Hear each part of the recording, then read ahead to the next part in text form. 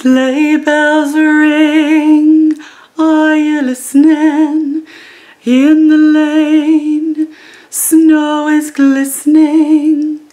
A beautiful sight, we're happy tonight, walking in a winter wonderland. Welcome to our winter wonderland, the Winter Magic Hop. We don't have very many rules for the hop. All you need to do is watch and put a like on all of the videos. Leave a comment. Remember to mention your country because some of the prizes are country specific, and subscribe to all of our channels. It's that simple. And I can't wait to show you the very special winter creation that I have made for you all.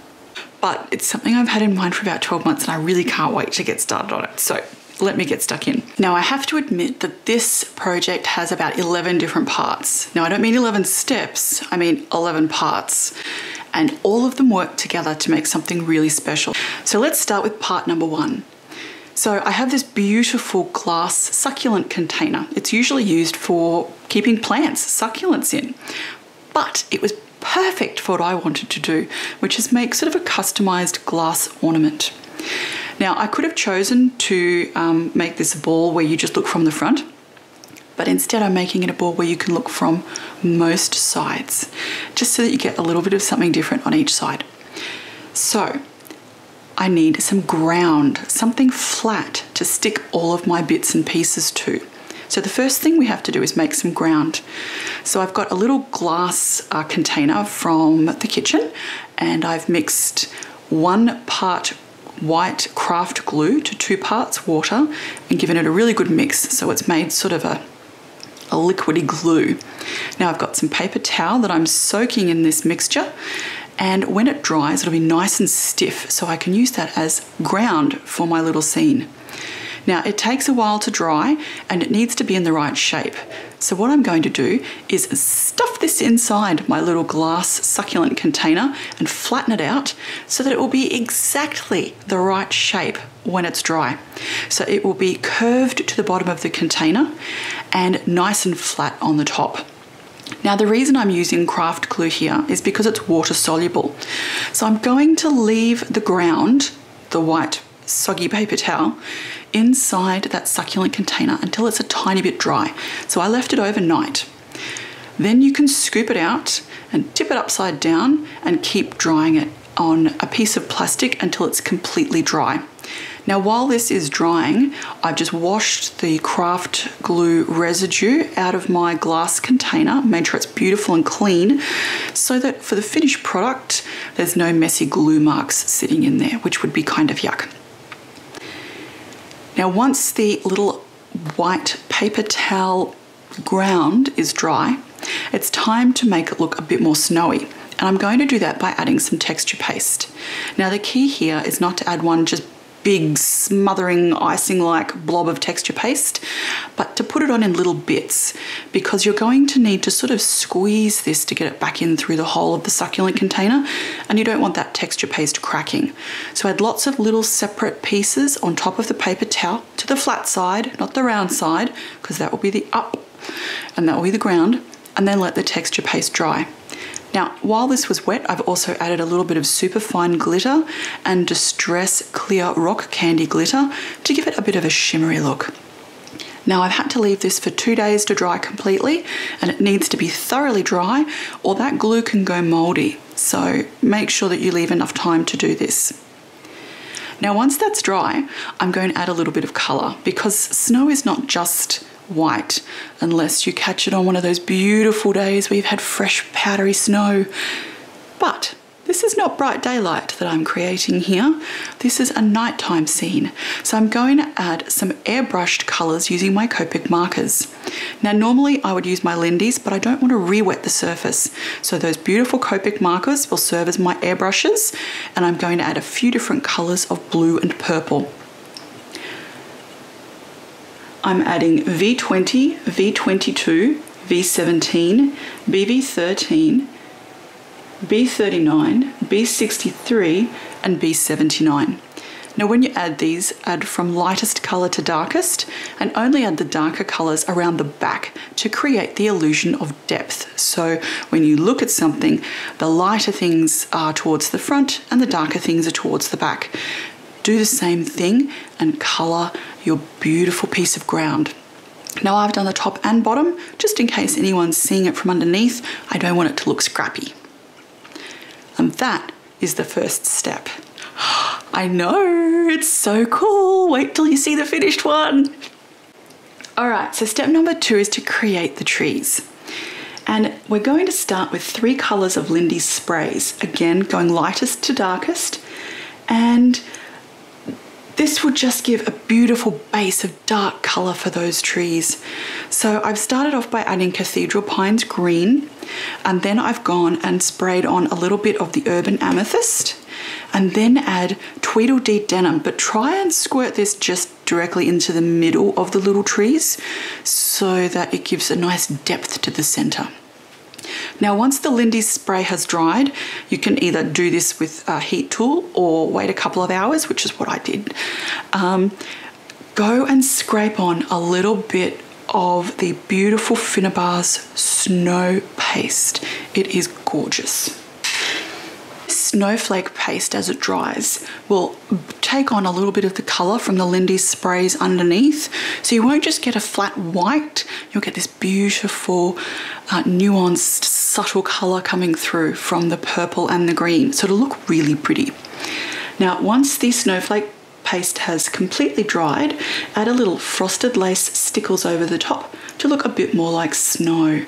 And to finish off, I added a little bit of Twinkle Stickles because it's got some blue shimmers in there and some Snow Queen glitter. And if you go to my blog, you can see where all of these things came from.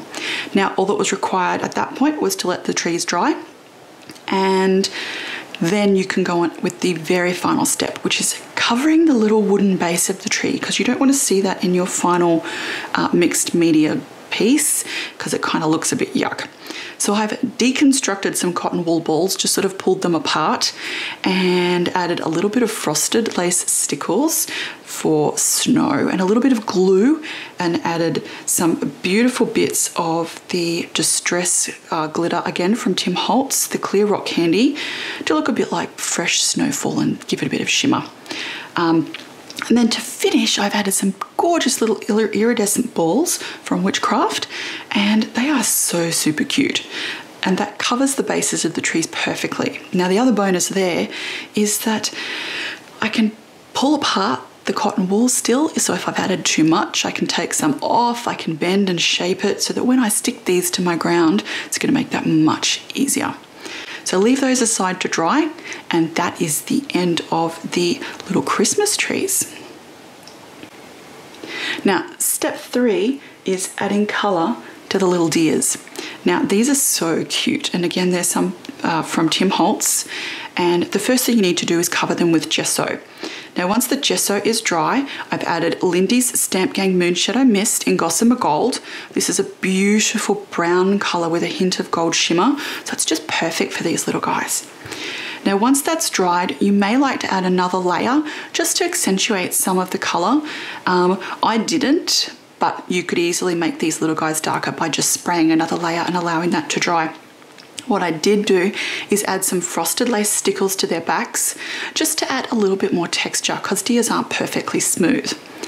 Now once the frosted lace stickles has dried, using your Copic marker airbrush and a V17 Copic marker, add a little bit of purple to the back of the deer so that it will look like shadows. Now I put some on the back, on their little ears and on their little feet, just to give them a little bit of personality.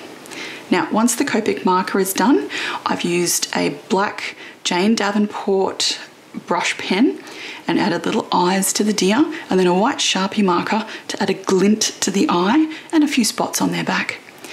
Once the deers are dry, that's it. We're finished with those and they're ready to go later. Now we also need a few little embellishments. So step 4 is colouring the pine cones. Now again, this is more Christmas stuff from Tim Holtz. I've been collecting this for about 2 years with this project in mind, and they look fantastic. So it's kind of similar to the deer. All I've done is coat the pine cones in gesso, and then spray them with that same Moonshadow Mist, the Gossamer Gold from Lindy's, and let them dry.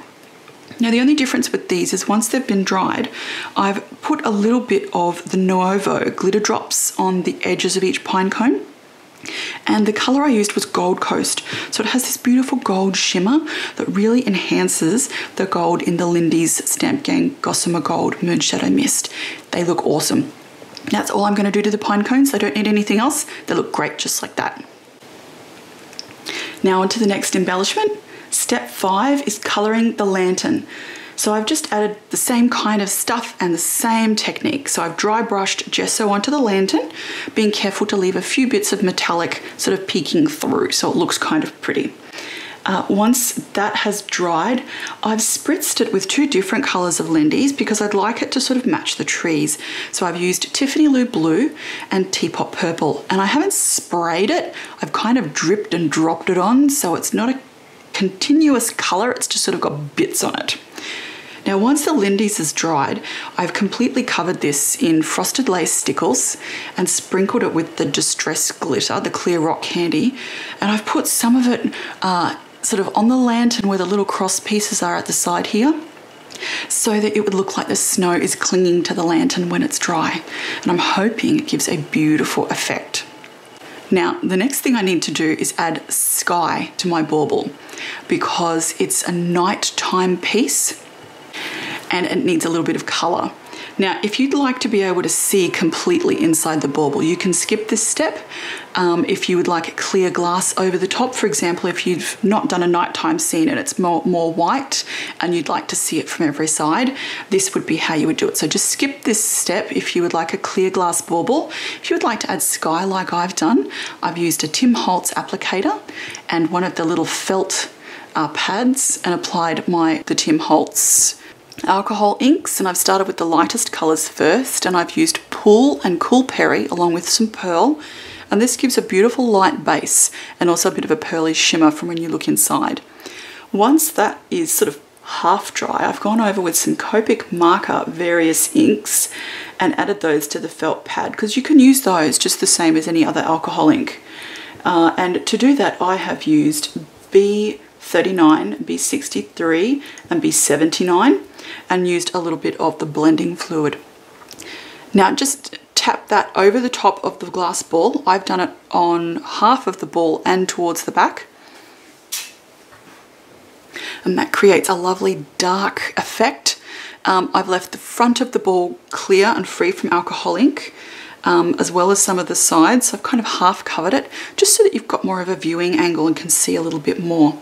Now the beautiful thing with alcohol inks on glass is if it turns out to be too dark, or if you change your mind and you'd like a clear glass ball instead, just with a little bit of the alcohol blending solution you can just wipe that off. So I'd give it a go and see how it looks, and it kind of depends on where you want your piece to sit or hang. If you've got it on a table and you're looking down into the piece, I'd probably keep the glass ball clear. If, like me, it's going to sit up on a shelf or embedded in your Christmas tree, if it's at eye height or above, you can add this beautiful dark background and make it look even more spectacular.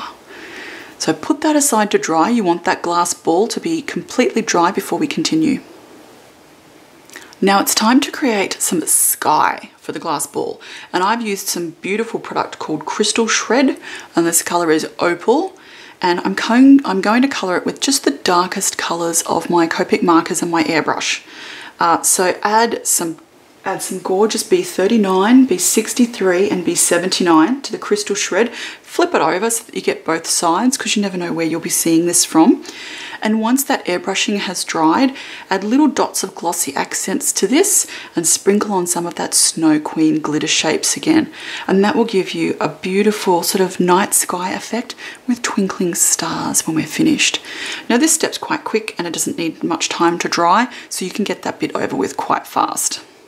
Now step 8 is to colour a little wooden embellishment. It just says Merry Christmas. And I've used the same Lindy's colours as I used on the lantern. So I've used Tiffany Lou Blue and Teapot Purple. And again, I've just spritzed in little drops so I get separate individual colours rather than a big muddy mess. So just spray onto the little embellishment, add a little bit of frosted lace stickles to the top of the embellishment, just so it looks a bit snowy and matches some of the other things, and put that one aside to dry. All of the individual elements are now ready. So this is the end of anything you have to create. That is all done. Your pieces are all there. You have everything you need to create this beautiful Winter Wonderland snowball. All you have to do now is put it together. Now, this is a little bit tricky because you've got to start from the back and work towards the front. To start constructing the globe, you need to start with the ceiling. I know, weird. So use some glossy accents to glue the sky that we've made, which is that beautiful coloured crystal shred. Wait for this to dry before moving on. Once that's done, it's time to add the ground, but don't glue it on at this point because you'll need to be able to rotate that paper towel to add some of the elements. Is to add the trees that will be right at the back of the glass ball. Now to do this, you'll need to put your coloured ground back into the ball, but don't yet glue it in because you'll need to spin it around so you can add things as you go. And then the very last step is to add some glue to keep it stable. So put the ground into the snow globe. Now that the ground is in, start adding the trees one by one. Now, I'm using glossy accents for this because I know it will stick really well and that the trees will hold their position. So I'm starting with the large tree at the back and then putting 2 trees next to it to create sort of a frame for my little scene. Once these are dry, and remember, as I said, you can adjust those cotton wool pieces and remove some if you need to, or move where they are so that your scene looks a bit better. Add the Christmas trees. Leave them to dry for at least a few hours because if you knock any of the elements over, you're just going to have to start from scratch and re-glue everything. So be patient. Add the first 3 trees. Once they're done, it's time to check if your little lantern is going to look good in here and if the lights work. Now I've used beautiful Loomies from Prima. These are absolutely perfect because they come with their own little battery. They're nice and light and they're on a flexible wire so you can move them around and get them exactly where you want them to be, which is completely perfect for this. So what I've done is I've threaded the Loomies through the Tim Holtz lantern. Now you might notice I've taken the insides out of this. It's because it was not made for Australian current and it's not safe to use here. So I've just taken out the little wire and the little bulb and threaded the Loomies through the lantern. Quickly turn on the Loomies to make sure that this is actually going to work and there's nothing broken, because there's nothing worse than putting your entire piece together and then turning it on and finding out it's a dud. There's nothing you can do at that point. So double check that the Loomies are working. Thread them through the lantern and make sure you've got 2 lights in there so it's nice and bright. You really want that lantern to shine. Once that's done, glue the lantern in position. And I've turned my ground around in the bauble so I can do this and make sure it sits straight. Now while the lantern's drying, add a little tree next to it and your Merry Christmas wooden little charm. Allow all of those things to dry for a couple of hours before continuing to the final elements. All right, everything's dry. I have not yet glued down the base, but this is what we've made. See this fabulous little scene? And you've got Merry Christmas, the little deers, the pine cones, and the trees. And when you turn on the lights, let me put this down to do that. I wouldn't want to drop it at this point. When you turn on the lights, it's all lit up. Is that not so cool? Now, the last thing I have to do is glue down my base. And the reason I've left it till now is because I want to make sure it's in the right spot so I can almost hang it where I'm going to have it displayed and I know it's perfect. So I'm going to go and double check that. Then I'm going to add a little bit of glue to the bottom by carefully lifting up my paper towel and it'll be finished. Yay! Isn't it cute? I love how this looks. It looks like the deers are in a little glen or a little glade surrounded by beautiful pine trees at night time. Now the final elements are the little pine cones. Just scatter those wherever they look most appropriate. It might be good to have a few things sort of towards the foreground, just so that it looks sort of more natural when you're looking at it. Now at this point there's only 2 things left to do. The first thing is to position the lights inside the snow globe, inside the globe, so that they are sort of twinkling stars. So just bend the wire so that it's all sitting towards the top of the globe rather than sort of hanging around down in the middle of it. At this point, you'll need to assess whether your alcohol ink work on the outside of the snow globe is dark enough for what you want. If it's not dark enough, add some more colour. If you feel it's too dark, you can always remove a tiny bit with some colourless blender or some alcohol ink blender. Just go carefully, because anything you do at this point will affect how it looks. Now, I would like mine to be dark, but not so dark that you can't see it. So I'm going to take a tiny little bit off. And then all you need to do is turn on the lights and we're finished. It is just so, so cool. I am so happy with all of the individual elements. They all look beautiful. And when you see them one by one, they're stunning. When you see them all together, it's truly a magical winter wonderland. And I really hope you've enjoyed this entire process.